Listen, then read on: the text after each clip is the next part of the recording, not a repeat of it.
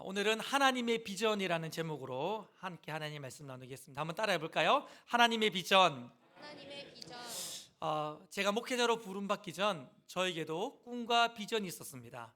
제가 품고 있었던 꿈, 비전은 바로 낚시방 사장님이 되는 게 저의 꿈이었습니다. 그래서 제가 이런 얘기를 몇 번 드렸는데도 저를 좀 무시하시더라고요. 목사님이 잡아봤자 피라미드 몇 마리 잡았고 붕어 몇 마리 잡았겠지 하시는데, 그래서 사진을 준비했습니다. 사진을 한번 보여주시겠습니까? 역시 1부보다 2부가 리액션이 좋아요. 이 고기는 방어라는 고기입니다. 낚시인들의 언어로, 낚시인들은 뻥이 세거든요. 고기가 세월이 가면 갈수록 더 커지는데 낚시인의 언어로 말하면 제키만한 고기입니다. 근데 이 방어란 고기는 겨울의 제철인데 요즘 같을 때 저걸 회로 뜨시면 천국을 미리 맛보아 알게 되는 그런 고기입니다. 내려주세요. 네. 낚시방 주인이 되는 비전을 가진 저에게 하나님 찾아오셨습니다. 그리고 저를 목회자로 부르셨습니다. 고기 낚는 비전을 가지고 있는 저에게 하나님 찾아오셔서 이렇게 저에게 말씀하셨는데, 사람 낚는 어부가 되라. 목회는 낚시구나, 목회는 낚는 거구나, 내가 잘하는 거구나 라고 하면서 곧바로 순종했던 기억이 있습니다. 하나님은 고기 낚는 비전을 가진 저에게 찾아오셔서 복음의 말씀으로 사람을 낚는 비전으로 저의 비전을 바꾸어 주셨습니다. 그런데 여러분, 성경에 보면 하나님께도 비전이 있다라고 이야기합니다. 성경을 보면 하나님이 이루고 싶어 하시는 하나님의 비전이 있다라고 말합니다. 이 비전은 마지막 날 반드시 이루어질 비전인데, 하나님은 지금도 그 비전을 이루기 위하여 온 피조물을 움직이시고 온 세계 역사를 일으키셔서 반드시 그 하나님의 비전을 이루실 줄 믿습니다. 과거의 모든 역사와 사건들이 이 비전을 향하여 달려왔고, 현재의 모든 사건과 역사의 시간들도 이 비전을 지향하며 달려가고 있고, 미래에 일어난 모든 일들도 사실은 이 하나님의 비전을 이루기 위하여 달려가고 있는 줄 믿습니다. 마틴 로이드 존스 목사님이 계시는데요, 그 목사님 말씀하시기를 이 하나님의 비전에 대해서 이렇게 얘기했습니다. 이보다 위대한 일에 대해서 너희가 이 세상이나 다음 세상에서 들어보지 못하게 될 것이다. 다시 한번요. 이보다 위대한 일에 대해서 이 세상이나 다음 세상에서 들어보는 일들이 있지 못하게 될 것이다. 그러니까 하나님의 비전, 오늘 우리가 살펴보게 될 하나님의 비전이야말로 우리가 이 땅에서 듣게 될, 또 영원한 천국에서 듣게 될 이야기들 중에 가장 위대한, 웅장한, 놀라운 이야기라는 것입니다. 할렐루야. 그러면 하나님의 비전이 뭘까?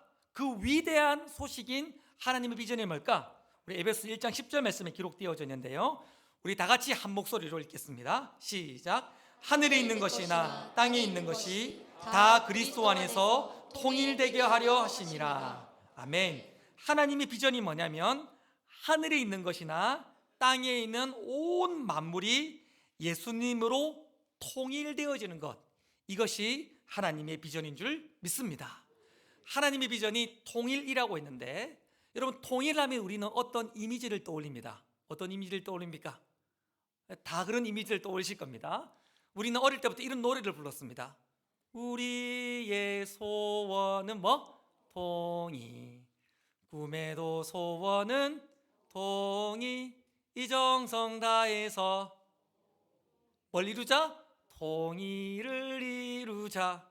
이렇게 했기 때문에 우리는 통일 이루면 남과 북이 분열됐는데, 분리되어 있는데 그게 다시 합쳐지는 것을, 뭔가 나누어져 있었는데 그게 합쳐지는 것을 통일이라고 생각하기 쉽습니다. 그러나 오늘 본문에서 말하고 있는 만물의 통일은 그런 통일을 뛰어넘는 이야기인 것입니다. 오늘 이야기하고 있는 만물의 통일, 그리스도 안에서 모든 만물이 통일된다고 할 때 이 통일이라는 이 헬라어 단어가 뭐냐면 아나케팔라유라는 단어입니다. 약간 중국어 같기도 하고 아랍어 같기도 한데요, 아나케팔라유라는 단어가 통일이라는 단어입니다. 그런데 이 단어는 신약 성경에서 오늘 읽었던 본문하고 로마서 13장 9절에 딱 한 번만 사용된 이야기입니다. 로마서 13장 9절을 한번 같이 읽어볼까요? 자, 통일이라는 걸 이해하는 게 제일 중요합니다. 오늘 설교 중에 13장 9절을 같이 읽어보겠습니다. 시작. 간음하지 말라, 살인하지 말라, 도둑질하지 말라, 탐내지 말라 한 것과 그 외에 다른 계명이 있을지라도 내 이웃을 내 자신과 같이 사랑하라 하신 그 말씀 가운데 다 들었느니라. 오늘 말씀의 제일 마지막에 다 들었느니라는 이 단어가 아나케팔라이유, 통일이라는 단어입니다. 그러니까 이 본문을 다시 의미를 해석해서 읽어보면 내 이웃을 내 몸과 같이 사랑하는 말씀 가운데에 다른 모든 계명이 통일되었다라고 이야기해도 되는 것입니다. 자, 지금부터 잘 들으셔야 되는데 통일의 핵심은 두 단어로 해석할 수 있습니다. 통일은 따라해 볼까요? 속함, 위함. 통일의 핵심은요, 속함이고 위함인 것입니다. 이런 의미를 살펴서 로마서 13장을 다시 보면요, 이런 의미인데요, 간음하지 말라, 살인하지 말라, 도둑질하지 말라는 모든 계명은 이웃을 사랑하는 계명 안에 뭐 있다? 속해 있다는 것입니다. 그리고 이웃을 사랑하기 위하여 뭐 하지 말라? 간음하지 말라. 이웃을 사랑하기 위하여 살인하지 말라. 이웃을 사랑하기 위하여 도둑질하지 말고 내 이웃의 소유를 탐하지 말라라고 이야기하는 것입니다. 이렇게 속해 있고 위하는 것이 통일이라는 것입니다. 여러분 잘 따라오고 계시죠? 내 이웃을 사랑하라는 계명 아래에 모든 다른 계명이 속해 있는 거예요. 그리고 내 이웃을 사랑하기 위하여 다른 모든 것들을 행하라고 로마서 13장 9절은 말하고 있는데 그게 바로 통일이라는 것입니다. 이거를 더 쉽게 말해서 예배를 예로 들어보겠습니다. 예배 안에는 찬양의 순서가 있고요, 예배 안에는 헌금의 순서가 있고요, 예배 안에는 기도의 순서가 있고 또 성가대 순서가 있습니다. 그런데 이런 모든 순서들은 어디 아래에 속해 있습니까? 예배 안에 다 속해 있습니다. 그리고 또 하나, 이런 헌금 순서, 찬양 순서, 기도 순서, 말씀 순서, 성가대 순서들이 다 뭘 위하는 것입니까? 예배를 위하고 있는 것입니다. 바로 이것이 통일이라는 것입니다. 하나님의 꿈, 비전이 있습니다. 그는 만물의 통일이에요. 어떤 일이 일어나게 되는지 아십니까? 마지막 날 반드시 그 일이 일어나게 될 것인데 만물의 주인으로, 만물의 왕으로, 만물의 통치자로 우리 예수님이 등장할 날이 있을 줄 믿습니다.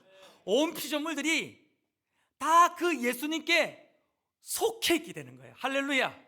그 예수님께 속해서 그분의 통치와 다스림을 완전히 받는 날이 반드시 오게 될 것입니다. 존재하고 살아가고 있는 모든 피조물들이 다 왕이신 그분을 위하여 예배하고 그분을 위하여 노래하며 그분을 위하여 찬양하는 그런 통일의 날이 있을 줄 믿습니다. 예수님께 속해 있고 그분을 위하여 살아가는 완전한 성취의 모습이 바로 통일의 모습이고 그게 바로 완성된 하나님 나라의 모습인데요, 그게 천국의 모습인데요, 그 일이 바로 우리 예수님이 마지막 날까지 이루실 하나님의 비전인 줄 믿습니다. 여러분 저를 보시게요, 통일이 하나님의 꿈이라면, 비전이라면, 온 세상 만물을 통일시키는 것이 하나님의 꿈, 비전이라면, 그러면 지금 온 세상 만물은 통일되지 않았단 말입니다. 통일의 반대말이 뭘까요? 분열입니다. 여러분 원래 하나님이 만드신 온 세상 만물들은요 통일의 상태를 유지하고 있었습니다.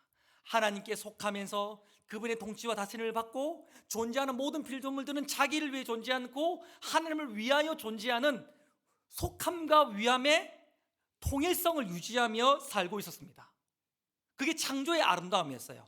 그러나 이 통일이 깨어지기 시작했습니다. 분열의 상태에 놓였습니다.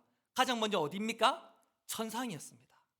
천상에서 하나님께 속하여 하나님을 위하여 노래했던 천사가 타락하면서 나는 더 이상 하나님께 속하지 않겠다, 나는 더 이상 하나님을 위해 살지 않겠다라고 말하면서 하나님을 대적했습니다. 그 천사가 타락하여 뭐가 됐습니까? 사탄이 되었습니다. 그러자 천상의 조화와 질서와 통일성이 깨어지면서 천상의 세계가 분열하기 시작했습니다. 천상 세계의 분열은 이 땅의 분열로 이어지게 됩니다. 타락한 천사가 사탄이 와서 아담과 하와를 유혹했습니다. 그러자 아담과 하와는 원래는 하나님께 속하면서 그분의 통치와 다스림을 받으며 하나님을 위해 존재했는데 어떻게 됐습니까? 선악과를 먹으면서 더 이상 나는 하나님의 통치와 다스림을 받지 않겠다, 나는 더 이상 하나님을 위해 살지 않겠다, 나를 위해 살겠다고 말하면서 독립선언, 반역을 한 사건이 바로 선악과를 따먹는 사건이었어요. 그러자 하나님과 인간의 관계가 어떻게 됐을까요? 분열하기 시작했습니다. 지금부터 제가 물으면 웬만하면 분열로 대답하시면 거의 99점입니다. 하나님과 인간의 관계가 어떻게 됐다고요? 분열하기 시작했습니다. 3장 8절 말씀을 보실까요? 같이 읽어보겠습니다. 시작. 그들이 그날 바람이 불 때 동산에 거느시는 여호와 하나님의 소리를 듣고 아담과 그의 아내가 여호와의 하나님의 낯을 피하여 동산 나무 사이에 숨은지라. 아담과 하와가 하나님을 피하여 숨는 일들이 일어나게 됐습니다. 원래는 아담과 하와는 하나님과 사랑의 교제를 나누며 완벽한 연합을 이루며 통일의 관계를 유지하며 살았습니다. 그런데 어떻게 됐습니까? 하나님과 관계가 뭐 됐다? 분열되었다. 하나님을 피하여 숨는, 하나님과 인간의 관계가 분열하게 되었습니다. 그러자 하나님과 인간의 관계가 분열하게 되어지자 인간의 삶 속에서는 사람과의 모든 관계들도 분열하기 시작했습니다. 여러분, 사람 중에 제일 가까운 사람이 누굽니까? 부부죠. 부부의 관계가 분열하게 됩니다. 12절 말씀 보실까요? 같이 읽어보겠습니다. 시작. 아담이 이르되 하나님이 주셔서 나와 함께 있게 하신 여자 그가 그 나무 열매를 내게 주므로 내가 먹었나이다. 지금 아담이 뭐라 하고 있습니까?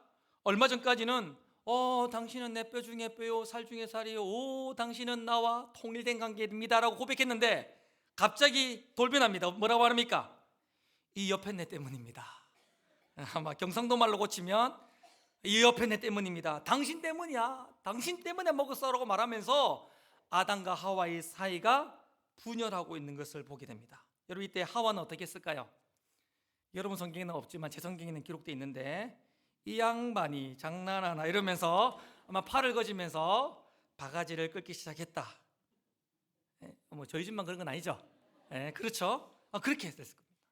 그리고 창세기 4장 8절 말씀도 보실까요? 창세기 4장 8절 말씀 같이 읽겠습니다. 시작. 가인이 그의 아우 아벨에게 말하고 그들이 들에 있을 때에 가인이 그의 아우 아벨을 쳐 죽이니라. 부부관계를 제외하고 가장 가까운 관계가 어디입니까? 가족 간의 관계, 형제 간의 관계 아닙니까? 그런데 최초의 살인은 어디에서 일어났습니까? 가족 간의 관계 속에서 일어납니다.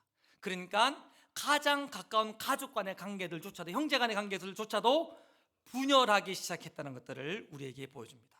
6장 2절 말씀 보실까요? 하나님의 아들들이 사람의 딸들의 아름다움을 보고 자기들이 좋아하는 모든 여자를 아내로 삼는지라. 남자가 여자를 볼 때에 이쁘고 좋아하는 여자를 다 자기 아내로 삼았다고 말합니다. 이 말은요, 남자가 여자의 아름다움에 반해가지고 양다리, 세다리, 네다리 걸쳤다, 바람 피웠다, 이런 내용이 아닙니다. 이 말의 의미는 뭡니까? 힘 있는 사람이 힘 없는 사람을 빼앗았다는 뜻입니다. 힘 있고 가지고 권력을 가진 사람이 힘 없고 가지지 못하고 연약한 사람을 빼앗고 때리고 취하는 약육강식의 세상, 전쟁과도 같은 세상, 서바이벌 장과도 같은 그런 치열한 통일에 깨어진 어떤 세상? 분열의 세상이 이 세상이 되어진 것을 우리들에게 보여주는 것입니다. 그뿐이 아닙니다. 사람과 동물 간의 관계도 분열했습니다. 원래는 사람도 동물도 서로를 사랑하고 서로와 교제하며 함께 연합하게 지어졌습니다. 그러나 어떻게 됐습니까? 인간이 타락하게 되어지자 인간과 동물 사이에서도 서로가 서로를 미워하고 서로가 서로를 두려워하며 서로가 서로를 죽이고 먹는 약육강식의 세상, 동물과 인간의 관계도 분열하게 되었습니다. 그뿐 아닙니다. 땅도 저주를 받아 땅이 엉겅퀴와 가시를 내고, 로마서 8장에 보면 온 피조물들이 고통하는 세상, 온 만물이 고통하는 세상, 그야말로 분열의 세상이 이 땅 가운데 임했다라고 말하고 있는 것입니다. 여러분, 오늘 이 땅을 보면 수많은 자연재해, 이상기후, 전쟁의 소식이 있습니다. 왜 그럴까요? 왜 그런 세상이 되었을까요? 왜 그렇습니까? 여러분 답해 보십시오. 시작. 네, 분열했기 때문입니다. 하나님의 통일의 조화로움이 깨어지고 온 세상 만물이 모든 관계가 분열했기 때문에 이 세상은 심각한 어려움 가운데 빠져 있는 것입니다. 사진 하나 보여주시면요, 미국 시카고 대학 핵물리학자를 중심으로 해서 우리가 잘 아는 아인슈타인, 또 유명한 과학자들이 동참하면서 지구 종말의 날 시계를 만들었습니다. 이거는 뭐냐면 과학자들이 밝혀내기를 지금 온 세상이 분열하여 점점 힘들어지고 있는데 이 시계가 12시 자정이 딱 되어지면 세상은 종말할 수 있다라고 하는 과학자들의 경고입니다.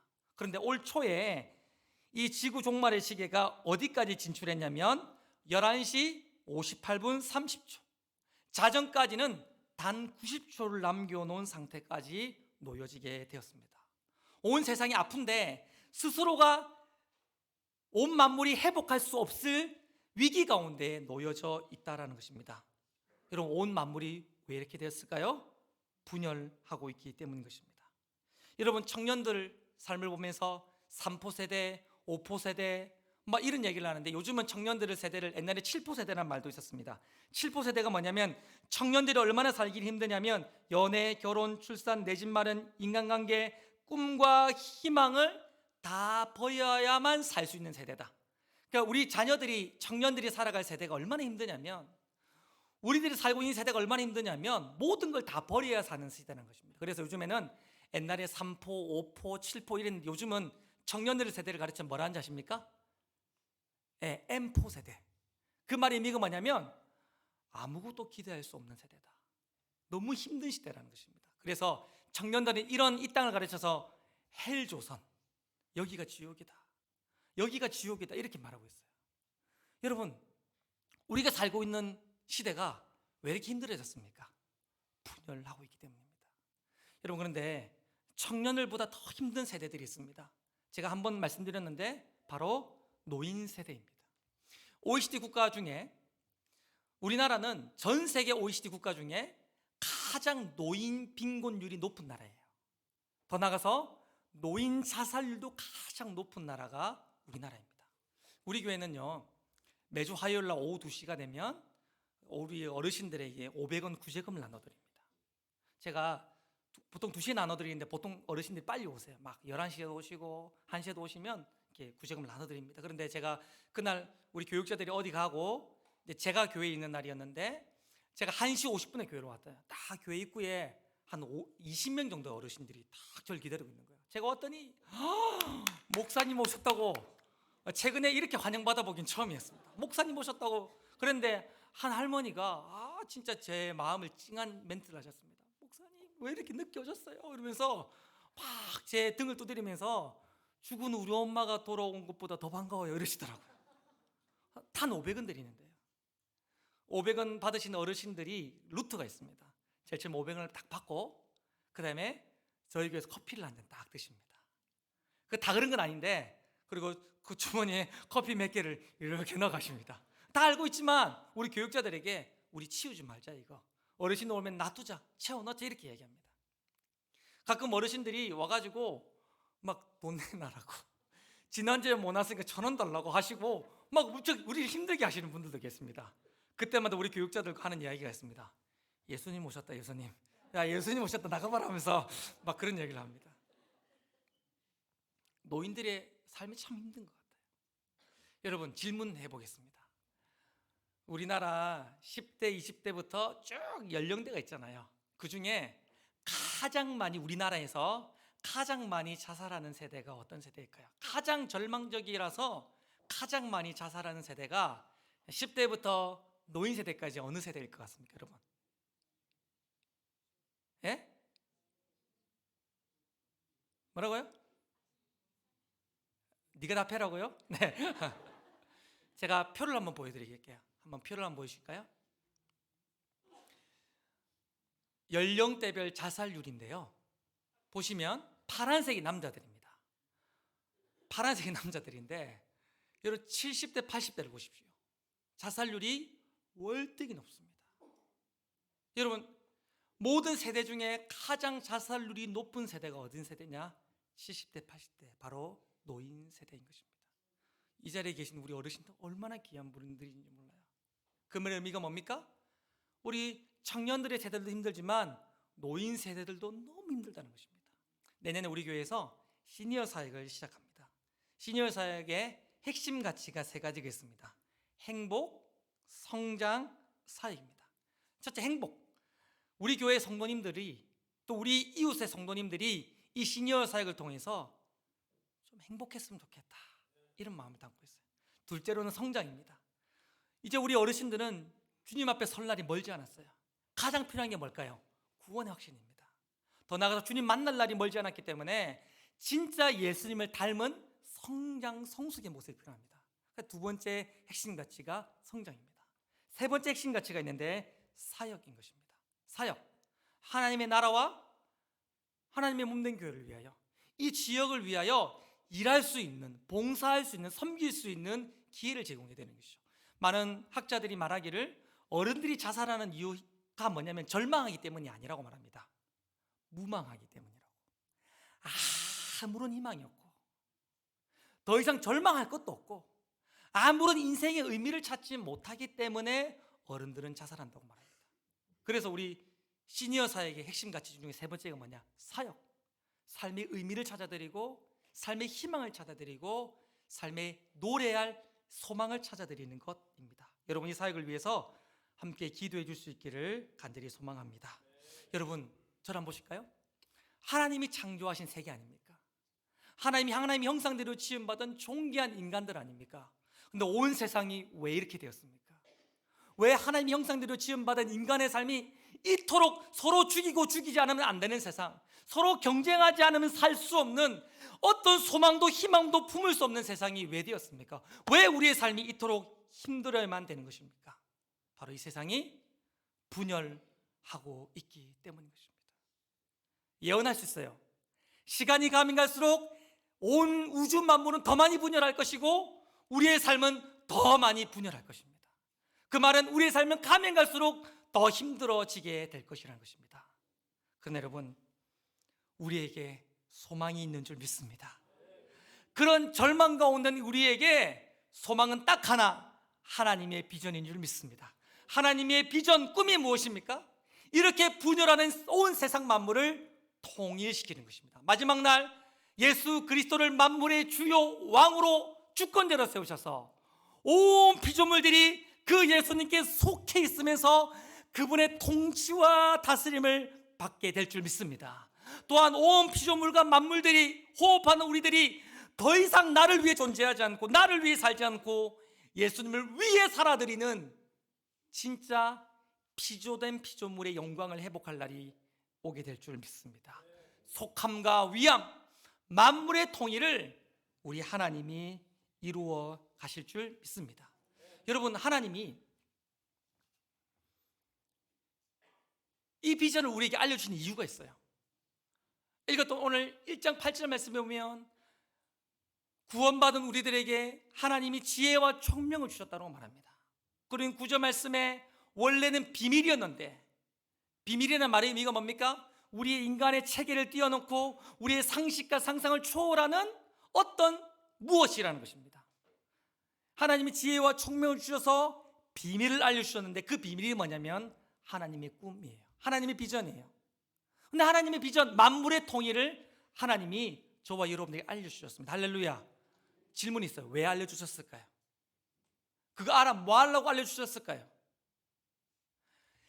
하나님의 예정으로 말미암아 구원받았고 그리스도의 속량으로 말미암아 구원받아 하늘에 속한 모든 신령한 복을 받은 우리들에게 하나님이 하나님의 꿈을, 비전을 왜 알려주시고 있는 것일까요? 바로 하나님의 비전을, 여러분 아멘 할 수 있길 바라는데, 하나님의 비전을 우리의 비전 삼으라고 하시는 줄 믿습니다. 한마디로 우리의 모든 삶을, 우리의 모든 비전을, 우리의 모든 삶의 이유를 하나님의 비전에 통일시키는 것입니다. 통일이 뭡니까? 속함과 위함 아닙니까? 그러니까 내 모든 삶의 이유와 비전을 하나님의 비전에 속해 있도록 하는 것이고 내 모든 삶이 하나님의 비전을 위하여 살아가도록 하는 것, 그걸 위해서 하나님이 비전을 우리들에게 알려주셨어요. 여러분, 오늘부터 그렇게 사셔야 돼요. 하나님의 비전을 이루기 위해 사셔야 되고, 여러분의 모든 꿈, 모든 삶의 계획, 여러분의 하루하루의 삶은 하나님의 비전, 만물의 통일을 이루기 위하여 이 땅을 살아가야 되는 줄 믿습니다. 그럼 어떻게 살아야 됩니까? 여러분, 에베소서의 주제는요, 만물의 통일이에요. 이 에베소서 1장부터 6장까지의 핵심적인 메시지는 뭐냐면 만물의 통일입니다. 에베소서 1장부터 6장까지가 기록된 이유는요, 만물의 통일이 무엇이고 만물의 통일을 어떻게 이루는지를 설명하기 위해 기록된 성경이 바로 에베소서인 것입니다. 에베소 1장부터 3장까지는 만물의 통일에 대한 교리를 설명하고 있고, 4장부터 6장까지는 구체적으로 그 하나님의 비전을 어떻게 이룰 건가를 설명하고 있습니다. 자, 우리가 한번 살펴보겠습니다. 교회 공동체에서 우리는 어떻게 만물의 통일을 이루며 살 것인가? 에베소서 4장 11절 말씀 보실까요? 4장 11절 말씀만 여러분들 읽어주시겠습니다. 시작. 그가 어떤 사람은 사도로, 어떤 사람은 선지자로, 어떤 사람은 복음 전하는 자로, 어떤 사람은 목사와 교사로 삼으셨으니. 자, 질문이 있습니다. 11절 시작할 때 그가라고 시작하는데 그가는 누굴까요? 1번 목사님, 2번 예수님. 누굴까요? 예수님이십니다. 예수님께서 그 10절 말씀에 보면 예수님은 만물의 충만이라고 말씀하고 계시면서 11절에 그 충만이신 예수님께서 어떤 사람에게는 사도, 선지자, 복음 전하는 자, 교사, 목사, 직분과 재능을 주셨다는 것입니다. 예수님이 우리들에게 직분과 재능을 주셨답니다. 왜 주셨을까요? 12절 말씀에 이는 성도를 온전하게 하여 봉사 일을 하게 하며 그리스도의 몸을 세우려 하심이라. 하나님이 우리에게 재능과 직분을 주신 이유는 무엇인가 하면 성도를 온전하게 하고 봉사 일을 하게 하며 그리스도의 몸을 세우려 하는 것. 그러니까 하나님이 내게 직분을 주신 이유는, 내게 재능을 주신 이유는 뭐냐면 성도를 섬기라고, 하나님의 몸된 교회를 섬기라고 주셨다는 것입니다. 그러면서 진짜 목적이 나오는 13절 말씀을 같이 읽어보겠습니다. 시작. 우리가 다 하나님의 아들을 믿는 것과 아는 일에 하나가 되어 온전한 사람을 이루어 그리스도의 장성한 분량이 충만한 데까지 이르르니. 온전한 사람, 그 말의 의미가 뭡니까? 성숙한 사람, 그리스도의 장성한 분량이 충만한 데까지 예수님을 닮아가는 삶을 이야기하는 것입니다. 한마디로 정리해 보면 하나님이 우리에게 직분과 재능을 주신 것은 성도와 교회를 섬기라고 주신 것인데, 이런 과정을 통하여서 나도 성숙하고 또 다른 성도들도 하게 된다는 것입니다. 그런데 그렇게 교회와 성도를 섬기는 것이 뭐 하는 것입니까? 만물의 통일을 이루는 것, 하나님의 비전을 이루는 구체적인 삶의 지표라는 것입니다. 할렐루야. 여러분 정말 축복합니다. 오늘 저는 순서대로 설교하기 때문에 어느 날 고의적으로 이 설교를 하진 않아요. 절대 그렇게 하지 않아요. 그런데 오늘 순서가 딱 이렇게 맞았는데 좀 있으면 봉사님 정식이 있어요. 맞추지 절대 않았습니다. 제 원고에도 기록이 없어요, 그런 게. 그런데 여러분, 절대로 교회만 다니시면 안 됩니다. 예배만 드리시면 안 됩니다. 여러분 스스로를 위하여, 여러분의 성숙을 위하여, 하나님의 나라와 하나님의 꿈을 이루기 위하여 여러분 교회의 구성원이 되셔야 되고 그 안에서 역할을 감당하셔야 됩니다. 할렐루야. 그게 여러분의 성장과 성숙에 도움이 될 뿐 아니라 하나님의 꿈을 이루어 드리는 방법인 것입니다. 두 번째로, 가정 안에서 어떻게 하면 하나님의 꿈을 이루는가가 나와 있습니다. 우리 여자들만 에베소서 5장 22절 23절 말씀을 우리 여자들만 한번 읽어보겠습니다. 여자들만 시작. 아내들이여 자기 남편에게 복종하기를 주께 하듯 하라. 이는 남편이 아내의 머리 됨이 그리스도께서 교회의 머리 됨과 같음이니 그가 바로 몸의 구주시니라. 자, 이 말씀은 단순히 가정생활 이야기하는 게 아닙니다. 어떻게 하면 만물의 통일인 하나님의 꿈을 이룰 것인가에 대한 구체적인 삶의 지표입니다. 자, 여자들, 남편에게 뭐 하라고 이야기합니까? 에헤이. 자, 여자들만 대답해 보세요. 남편에게 뭐 하라고 얘기합니까? 복종. 그런데 복종할 때 단서가 있습니다. 누구한테 하듯이 복종하라고 얘기합니까? 좀 크게 해보세요. 많이 승났죠 지금. 좀 이따 반전이 있습니다. 여러분, 주님께 하듯 복종하는 것이 하나님의 꿈을 우리가 우리의 삶에서 이루는 일이라고 말합니다. 여러분, 근데 이 말을 딱 들으면 기분이, 여자들만 대답해 보세요. 기분이 좋습니까? 기분이 나쁩니까? 별로죠. 네, 맞아. 예배 시간이니까 짜증난다는 말은 못하지만 별로예요라고 말하는데, 여러분, 왜 별로입니까? 하나님 말씀인데 왜 별로입니까? 이게 창조의 아름다움인데 왜 별로입니까? 우리가 타락했기 때문입니다. 우리의 부부관계가 분열했기 때문에 아내는 남편을 존중할 수 없고 존경할 수 없고 주님처럼 여길 수 없는 것입니다. 우리 남자들은 이런 표정이에요. 목사님, 존중은 됐고요, 평등만 해도 엄청 좋겠습니다, 이런 표정인데, 여러분, 그러나 구원은요, 창조를 회복하는 것입니다. 그러니까 원래대로 돌아가는 거예요. 통일의 상태를 돌아가는 것입니다. 만약 하나님 나라에 가정이 있다면 하나님 분명히 이렇게 회복하실 것입니다. 아내는 남편을 존경하되 예수님을 존경하듯이 아내는 남편을 존경하도록 하나님의 꿈을 이루실 것입니다. 할렐루야. 그게 하나님의 꿈이라면, 비전이라면 동시에 우리의 사명이 되어지는 것입니다. 여러분, 어떻게 살아야 됩니까? 하나님의 비전을 위해 살아야 되는데, 여러분 집에서 어떻게 살아야 되는 것입니까?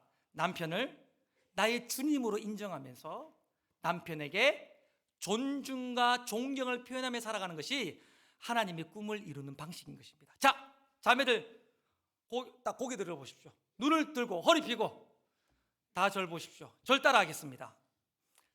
지금부터 연상을 하는 거예요. 여러분의 남편을 떠올리십시오. 결혼 안 하신 분들은 미래의 남편을 떠올리십시오. 혹시 여러분 남편 옆에 계시다면 남편을 쳐다보십시오. 절 따라 하겠습니다. 어떤 권사님 목 잡으셨어요 지금. 자, 절 따라 하겠습니다. 잠깐만요. 이제 자, 사모님 해보세요. 절 따라 해보세요. 남편을 떠올리면서 사모님, 온 성도들의 모범이 되게 한번 해보세요. 사모님, 자, 온 성도들에게 본이 되도록. 자, 주님, 다시 잠깐만. 주님 존경합니다. 시작.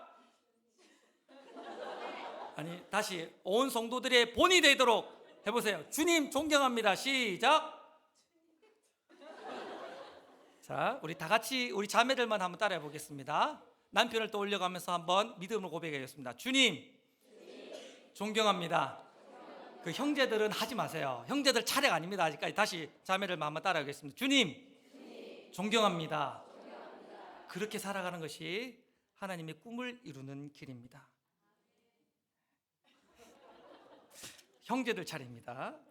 5장 25절 우리 형제들만 다 같이 읽어보겠습니다. 우리 결혼 안 한 남자들도 다 같이 읽겠습니다. 5장 25절 시작.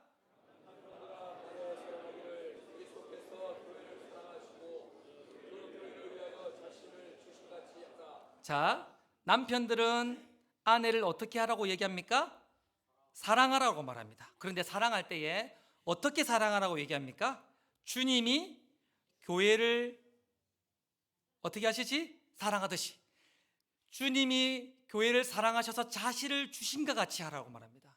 주님이 교회를 사랑하셔서 어떻게 하셨습니까? 십자가에 죽으셨어요. 희생의 죽음을 당하셨습니다. 마찬가지로 우리 남편들은 어떻게 하는 것이 하나님의 꿈을 이루어 드리는 것이냐면, 가정 속에서 생명 바쳐 아내를 사랑하는 것이 하나님의 꿈을 이루는 방식인 것입니다. 형제들, 고개를 들어 절 보십시오. 여러분들은 이걸 잘하고 계십니까? 아니, 여자들이 대답해 보십시오. 여러분의 남편들은 여러분들을 목숨 바쳐 사랑하고 계십니까? 아니요. 여러분, 왜 이거 안 됩니까? 왜 안 됩니까? 이거 왜 안 되죠? 우리가 타락했기 때문입니다. 우리의 부부 관계가 분열하고 있기 때문입니다. 우리 주님은 마지막 날 우리의 부부 관계를 회복시킬 것입니다. 어떻게 해요? 아내는 남편을 존경하게 하시되 남편은 아내를 위하여 목숨도 버릴 수 있는 사랑의 관계로 회복하게 하실 것입니다. 그게 주님의 비전이라면 오늘도 우리는 그 비전을 내 목표 삼고 하루하루 살아가셔야 됩니다. 남자들만 절 따라 하겠습니다. 고개 들고 허리 펴고, 남자답게 어깨 펴고 따라 하겠습니다. 여보, 한 명 시키겠습니다. 다시 딱 허리 펴고 다시 여보, 죽도록 사랑하겠습니다. 전혀 진심이 안 느껴져요. 우리 옆에 부부가 계시다면 쳐다보시면서 하셔도 너무 좋을 것 같은데 한 번만 더 따라하겠습니다. 여보, 죽도록 사랑하겠습니다. 좀 어려울 것 같네요. 여러분, 목숨 바쳐 사랑하겠다는데 설거지 따위가 뭐가 문제가 될까요? 목숨 바쳐 사랑하겠다는데 빨래나 음식물 쓰레기 따위 버리는 게 뭐가 그렇게 힘들겠습니까? 좀 더 나가 볼까요? 6장 1절 말씀을 읽어보실까요? 우리 다 같이 읽어보겠습니다. 시작. 자녀들아, 주 안에서 너희 부모에게 순종하라. 이것이 옳으니라. 여러분, 요즘 자녀들은 부모를 존경하지 않습니다. 제가 오랫동안 청년들과 청소년을 가르치면서 느끼는 건 우리 청소년과 청년들은, 자녀 세대들은 부모를 가벼이 여깁니다. 정말 경시합니다. 때로는 저주까지 합니다. 그러나 우리 자녀 세대들이 하나님의 비전에 동참하는 방법이 무엇인가? 부모를 존경하고 부모께 순종하는 것입니다. 여러분, 혹시 자녀로 계시다면, 부모님이 살아 계시다면 오늘 한 번쯤 전화 드리십시오. 집에 가셔서 할 수만 있다면 어떤 순종이든 하시고 사랑과 존경을 표현해 줄 수 있길 바랍니다.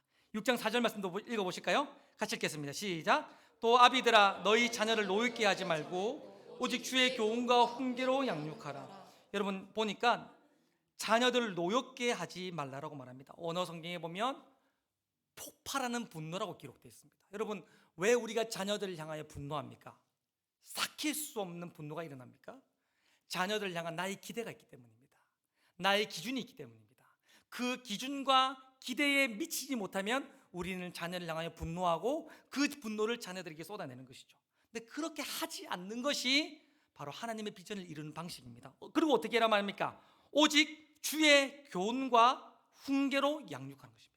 하나님의 말씀으로, 하나님의 뜻대로 자녀를 키워내는 것이 하나님 비전에 동참하는 방법이라는 것이죠. 여러분, 할 수 있다면 여러분 자녀들에게 분노했던 것, 나의 기준을 가지고 막 폭발했던 것, 내 자녀가 내가 원하는 대학에 가지 못한 것들에 대해서 부끄러워했던 것, 내 자녀가 내가 원하는 직장에 취직하지 못하고 내가 원하는 수준으로 살지 못한 것에 대해서 내가 부끄러워했던 것, 이런 것들에 대해서 여러분 용서를 비셔야 됩니다. 미안하다, 내가 나의 욕심과 분노로 너에게 대했다, 미안하다, 용서를 비셔야 됩니다. 그리고 말씀으로 양육해 나가는 것이 바로 하나님의 꿈을 가정 안에서 이루어가는 방식이라는 것입니다. 더 나아가 볼까요? 세상 속에서는 어떻게 살아야 되는가? 6장 5절 말씀을 한 번 더 같이 읽겠습니다. 시작. 종들아, 두려워하며 떨며 성실한 마음으로 육체의 상전에게 순종하기를 그리스도께 하듯 하라. 어떻게 말합니까? 우리의 삶의 현장에서 우리가 누군가의 다스림을 받는다면, 누군가의 부하 직원이라면, 어떤 직장에 고용된 사람이라면 최선을 다해 섬기라는 것입니다.